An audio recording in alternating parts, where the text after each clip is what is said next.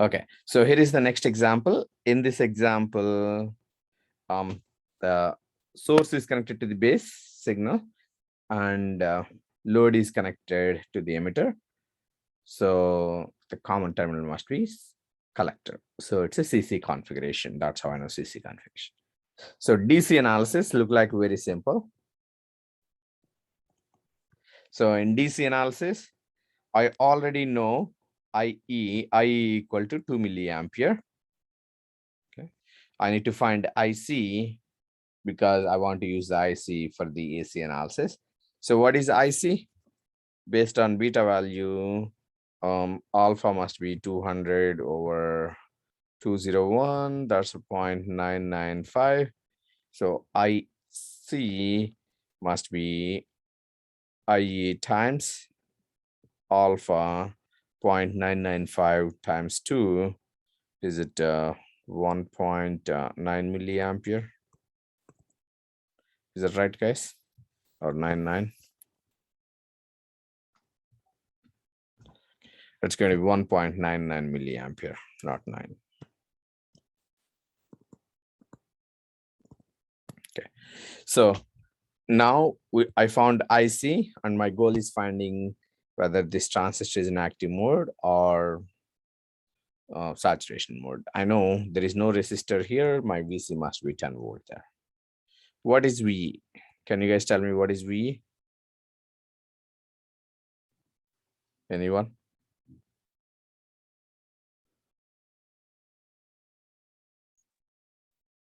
We can use the voltage drop in base and emitter, which is So 0.7.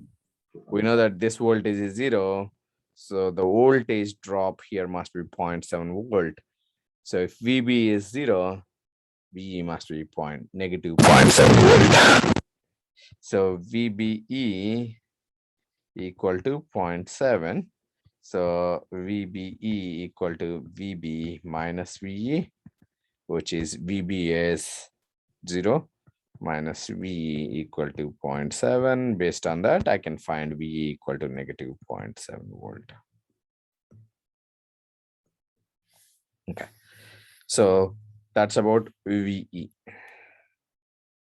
Now I have I found that this is an active mode of operation because my VCE is greater than 0.3 volts. I mean 10 minus of minus 0.7, which is 10.7, which is way greater than 0.3 volts. So we're good. So this is an active mode of operation. Now, are we going to use the T model or pi model?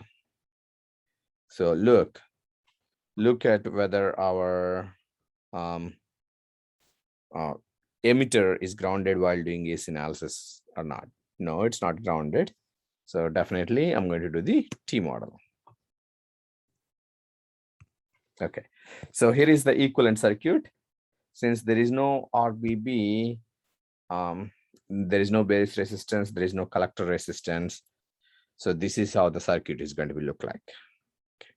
Now, you need to write down the equations for RE, GM, and R0. I need you to, go ahead and write down the R0 value too, even though whether we're going to use it or not, doesn't matter. That's VT over IC.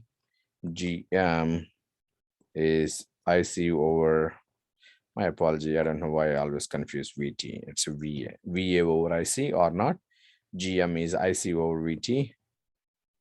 And RE, okay, RE equal to alpha over GM. So find these values. So GM, IC over VT, IC, we have 1.97 milliampere. So VT usually given. If I do not give it, take that as 100 at this point. So IC over VT, what is the GM value? Approximately 2 over 100. Is it point? Can you guys find that value? Same thing with the RE and same thing with the R0. And here is my VBE. Okay. My apology. VT must be 25 millivolts, guys. I mean, I put 100 volts. So it's a 0.078. Okay. That's ampere per volt or Simon. How about RE and R naught?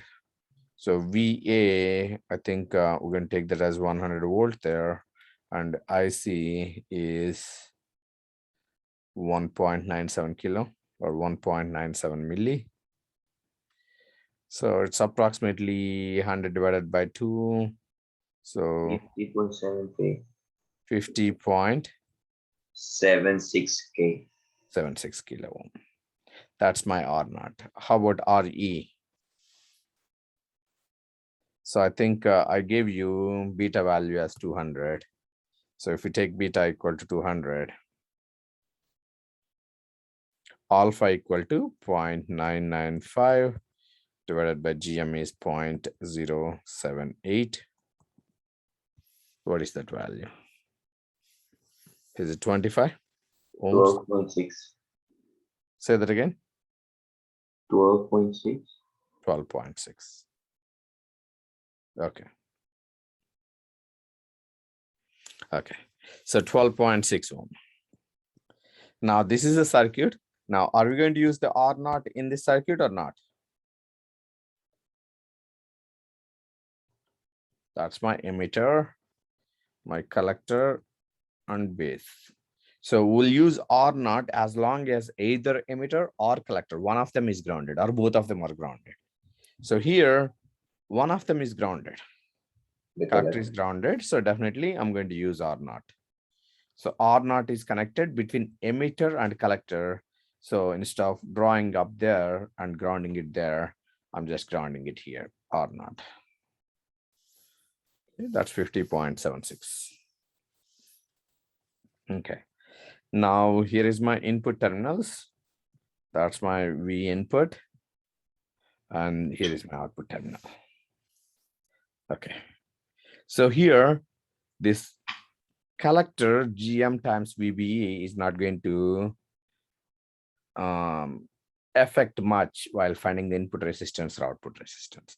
Anyway, first we have to find AV, which is the overall gain. AV equal to V naught over V input.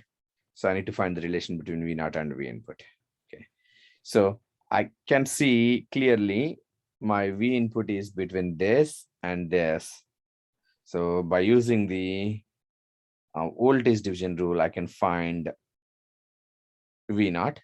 So basically V naught equal to, and you can see V naught equal to, or Vn equal to VBE plus V naught. Okay, Vn is between these two terminals. So V output is between these two terminals. So V output, I'm going to use voltage division rule. So Vn times RL parallel with R naught divided by RL parallel with R naught plus RE.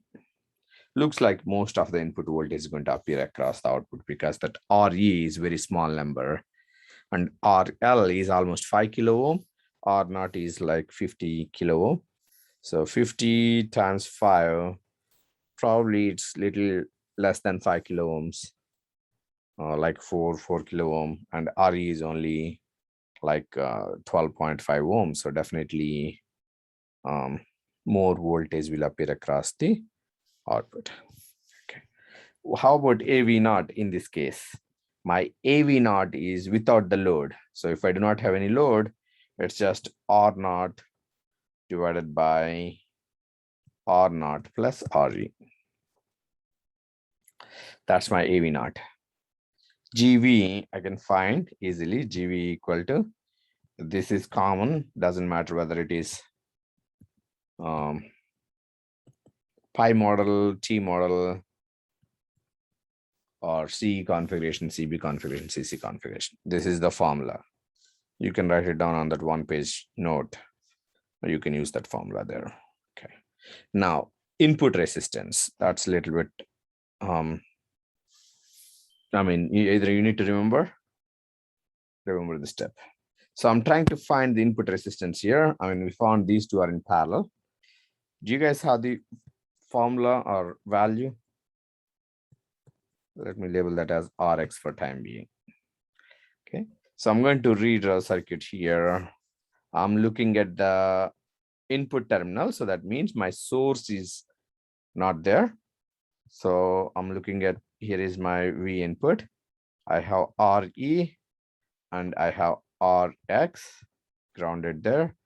And here it is GM times VBA, and this is grounded.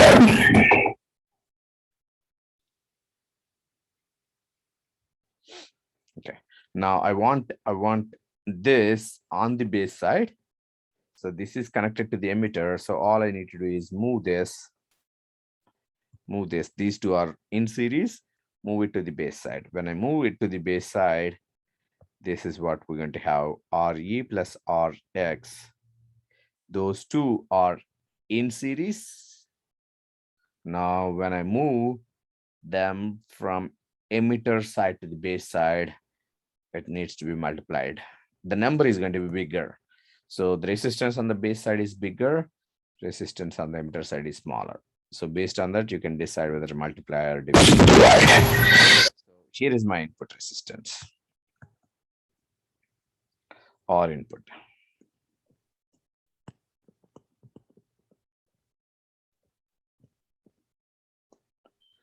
Okay, this is grounded there. That's my input resistance. Now, what is my output resistance? Looking at the output terminals from there. Now, all I need to do is, do I have, I think I have the R signal, so I better move it to the, since there is R signal, while finding output resistance. So I'm looking at the circuit from that output terminals.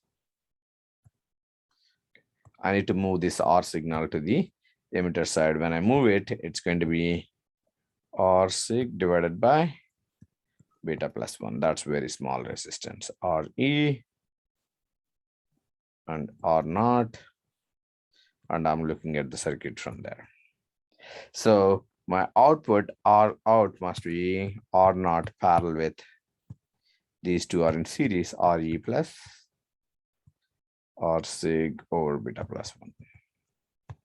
R signal usually a small signal resistance like 200 ohms, something like that. 200 over 200, that's 1 ohm. RE is already a small value like 12.5 ohm.